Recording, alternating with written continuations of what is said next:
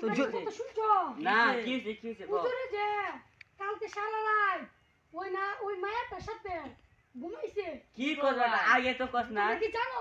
না বেটা চলো দেখি হুজুরের চলো অবস্থা। আগো লাগলো अल्लाह का फरमान अलम नशरह लक सदरक मनसूब वजह से वरफाना लक जिक्रक जिस जात का আপনারা দেখি এ তুই কি কাণ্ড করাইলে? তুই বাইরে আমারে করতো। পালা হুজুর হইয়া তুই বন্ডামানি করো। তুই গল্প বাইরো সাথে নষ্টমি করো।